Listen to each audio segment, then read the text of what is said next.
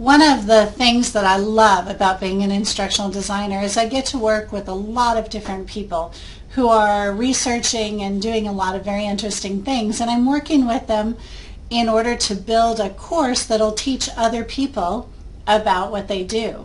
So it's a fantastic job that I really enjoy, but with that I also work with subject matter experts, and a lot of instructional designers will tell you that's very difficult. So in this video, I'm going to talk you through negotiating trust with a subject matter expert. I'm Amy Pate. I'm the instructional designer here at ASU for the School of Life Sciences, and I've been doing instructional design for about 20 years now. I want to start off with a talk just about what trust is, and we hear that word and that term used a lot in today's society, and it has different meanings to different people.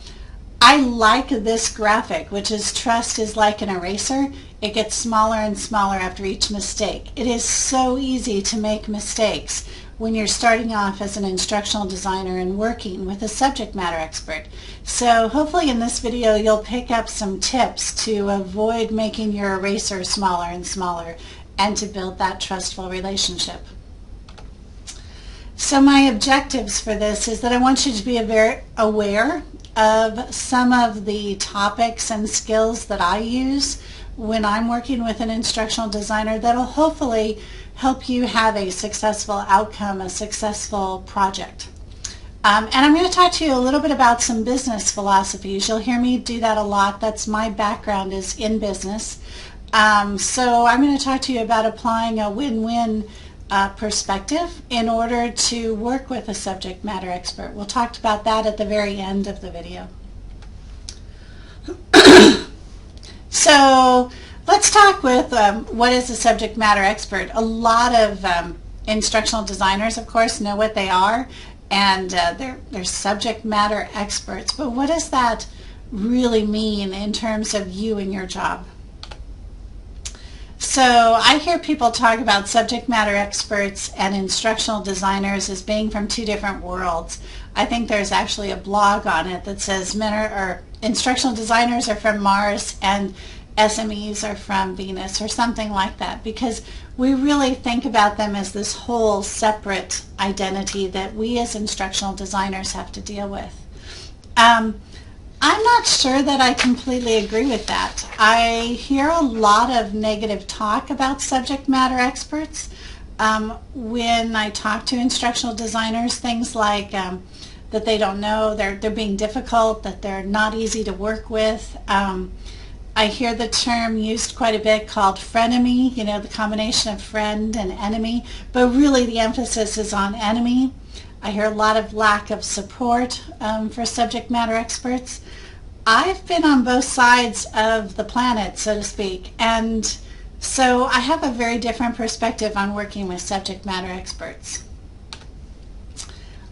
Realistically, subject matter experts are just like you. They're just like me. They're just like everyone else in the world. They're individual. There's no real stereotypes. But as we start working with them, we need to be real, that they do have what I like to think of as different perspectives. Not good, not bad, just a very different perspective. So some of the things that you want to keep in mind as you're working with them are things like they may have somewhat of a limited time commitment. Instructional design may be your full-time job, but theirs is perhaps teaching in a college, perhaps working in a corporation, perhaps working in human resources. So their time commitment to this project, which may be a priority for you, may not be a priority for them. Second of all, they love their cherished content. And the reason I say that is that these people are experts. They've spent time researching and delving into the details of whatever it is that they're wanting to teach. And you have to have respect for that cherished content. Another reason that they seem very different from instructional designers is they may have a more linear approach to this design. And you may need to be more fluid in how you organize the project. So again, that tends to create resistance. And then overall, the subject matter expert might be just resistant or reluctant to be putting their content into perhaps an online program. And so you need to be aware of those concerns and address those concerns. A lot of, in my area, a lot of people are concerned about even using e-learning. Can it be as effective? Can it be something that's, as good as their face-to-face courses? And I think that my job is to help them overcome some of that resistance.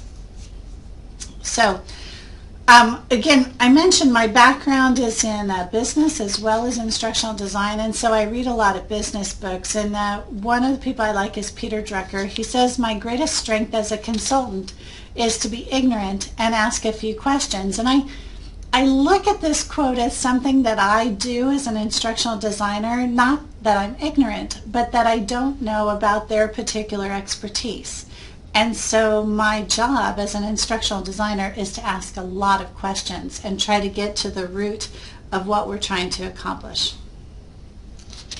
So I'm going to start by talking to you about how we start building trust. And before we do that, what I really want to do is talk to you about a definition for trust, because it is something that we hear thrown around a lot in society today. The general definition is a belief that someone or something is reliable, good, honest, effective. Those are some of those key words that we pop up with when we're talking about trust.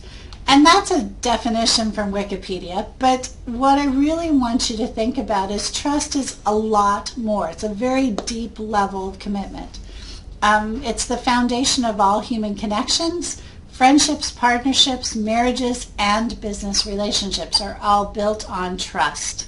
And so as a professional in your industry, you have to learn how to build this with other people, whether they are video people, whether they're multimedia people, whether they're your boss, whether they're your subject matter expert. You need to build trust. So another way to look at it in terms of instructional design projects is that it is overcoming the fear of betrayal with new hopes and aspirations. And I think you really have to think about your project in the perspective of the subject matter expert, which is, they have this fear that the project's going to be too much work, or it's going to be too hard, or it's not going to be as effective as what they want it to be.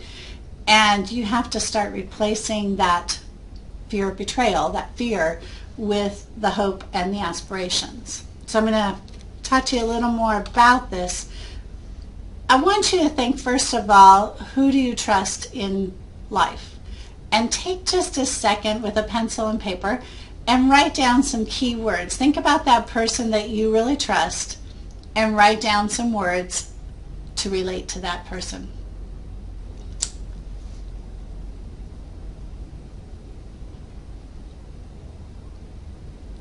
Hopefully, you'll have come up with some words that relate to the next few things that I'm going to talk to you about. Now, in business, there's a lot of ways to build trust, and these are the 5 ways that I've kind of put together as ideas that I want to share with you for how to build trust. And we're going to go into each one of them in a little more detail, but they're basically finding connections, being competent, being open and honest, being reliable, and being quick to recover. So we're going to talk about each of those in a little detail. So first of all, let's talk about finding connections. And we always hear about that in terms of, I always hear about it in terms of car sales. So in other words, the car salesman comes up to you and he looks at the bumper sticker that you have on your car and says, "Oh, you're from ASU. Yeah, I went to ASU." So they're looking for those kind of fake connections to make you feel connected to them. All right, so let's take it back to instructional designers. Instructional designers need more than that superficial connection. It can work initially, and I have nothing against kind of finding some things you like, oh, you like photography, I really like photography, things like that is fine. But I would go a little further when it comes to an instructional design project. So the first thing you want to do is you really want to listen to the subject matter expert. As I mentioned before, you want to find out What are their fears? What are their goals? What is it that they're concerned about? Excuse me. So first of all, listen. Second of all, talk about shared goals. So what is it about this project that you both want? Maybe the instructional designer wants a high quality, quality matters certified course. Okay?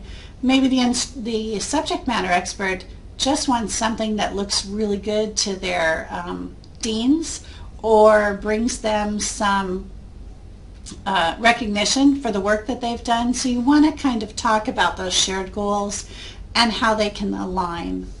You want to build respect and cooperation, and that's done by having, again, some respect for their expertise and trying to help them understand what your expertise is, and then finding ways in order to cooperate to make it, again, to that final goal.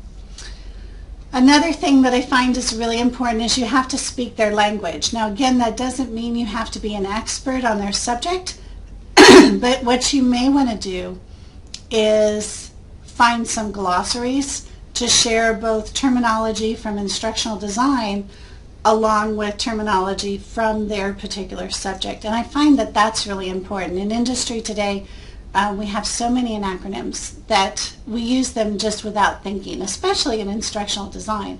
So let's kind of speak the same language, share some of those ideas together. The other thing, and when we're talking about language, excuse me, is that it doesn't have to be acronyms.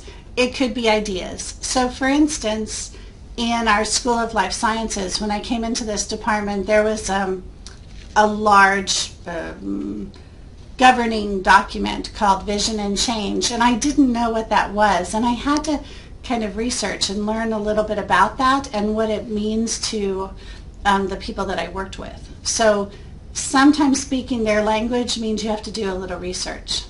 And the last thing in terms of finding connections, I find you have to be very authentic. You can be professional, but you can't be fake. All right, second thing I would recommend is being competent. And you know, if you go to college and you take the courses and you know your information, you assume that you're going to come off as being competent. But I think it goes to a little more. One thing is you want to be very prepared and organized for the first meeting.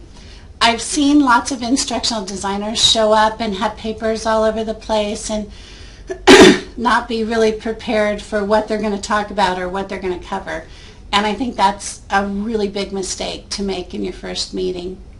I recommend that you have some kind of an elevator talk on your background or your experience. I think that's really important, especially for an instructional designer, because so many people don't know what that term means. And so an expert coming into your office doesn't really understand how you're going to help them. And so it's really important for you to do the elevator talk, but come at it from their perspective, not about I'm this person. So that kind of goes into my third point, which is confidence versus egotism. And I think that it's very subtle. You have to be very careful with that. But what I have found is that usually people who are very confident don't mind letting other people shine. And so for me, I'm comfortable in what I know, I'm comfortable with my knowledge, and I like the idea that I'm working with a subject matter expert and they are going to do this outstanding product that's going to look great for them and going to reflect well on me down the road. But my goal is to make them shine. And I like that idea. That helps me really put into perspective my work. Number 3, I think you have to be very open and honest. And sometimes that's very difficult. If something isn't working, you're going to have the ability to give constructive criticism on a project or on an idea that a subject matter expert brings up. It's difficult, and I would recommend that you spend some time thinking about how to do it. the old idea of give something good and then say something bad and then say something good again to make them leave feeling good, I'm not sure that really works. My philosophy is you really have to be authentic and talk about it in terms of, I don't think this is going to work. What I do instead when something isn't working is I talk about it in terms of a team. So in other words, it's not them that's wrong, it's not me that's wrong, it's just that the way we are going about this is not going to work to meet our goals. So I always try to give some options. The philosophy of don't say no, but say, no, I can't do this, but we could do this, and give them some options to think about. I always like that approach. I think it works well for me. And then make sure that you're following procedures for assessing. So I hear a lot of instructional designers say things like, you know what, I just don't like this lecture that he did.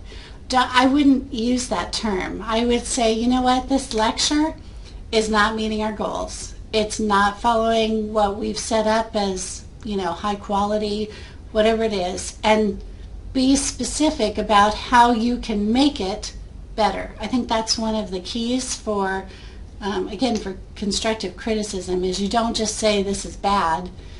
You say this is bad, but I think we can fix it by just doing this or this. Number 4, be reliable. I hear this so often for instructional designers that say they're going to do something and then for whatever reason, the subject matter expert feels that they didn't follow through, that they didn't do what they were told they were going to do. Now, whether that is because there was a miscommunication, whether that was because the instructional designer was overcommitted, for whatever reason, they weren't reliable. And again, that goes back to that idea where you've broken the trust and, your racer is getting smaller and smaller.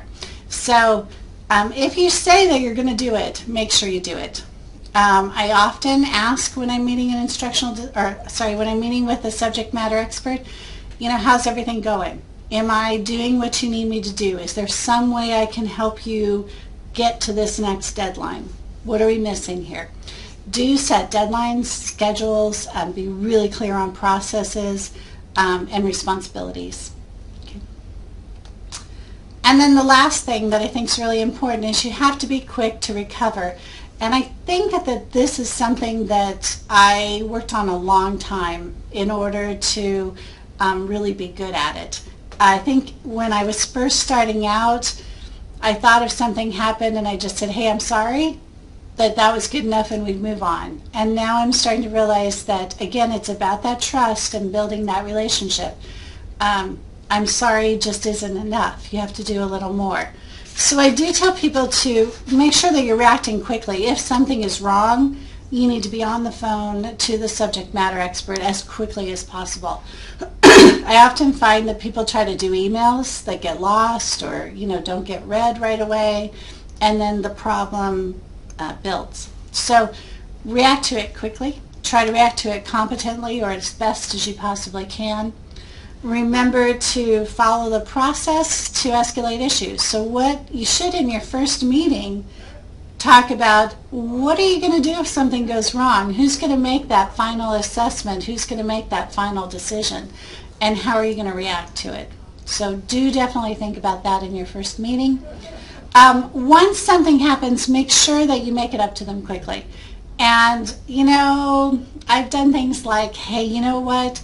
These videos aren't edited yet, but I'm going to edit them, tomorrow, plus I'm going to do these other 2 videos so you can be ahead of the game.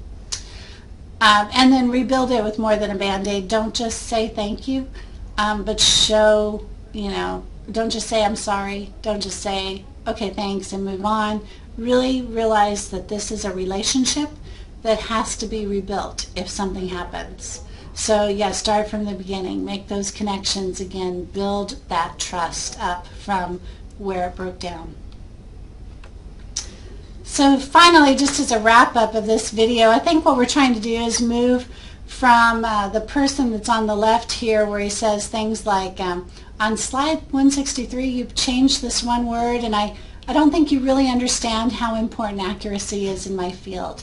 I think that as soon as somebody says that to me, the key thing that goes off is they're not understanding the goals. You guys are not connecting with mutual goals, and they think you're against them. In other words, it's us against you.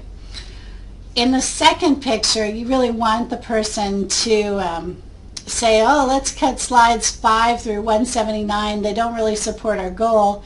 And instead I've got a scenario idea. Oh, is that awesome? That would be your dream subject matter expert, because they're not just giving lectures on PowerPoint slides, but they're doing something more engaging for students. And so what a wonderful thing that they are now on the same wavelength as you, and thinking like an instructional designer, thinking like a team, and headed towards their goals. So with that, I'm going to end it with what is a win-win relationship. And hopefully, as you've listened to this video, you've also kind of learned some tips to build a win-win relationship. But what it is it's not a compromise. It's not you giving up something and them giving up something, and you guys come in the middle and have just kind of a mediocre product. That's the compromise. This is instead a very long-term relationship. It's not something where you meet them and you're out the door and never see them again. And so you really want to think about it as you're building for each other. So in other words, hopefully as the relationship builds, they see how important and how mutually beneficial that relationship is. They can meet their goals, you can meet your goals, and put together a great design for a course. So that's all I have for you. I hope that you'll consider looking at some of these resources for more information.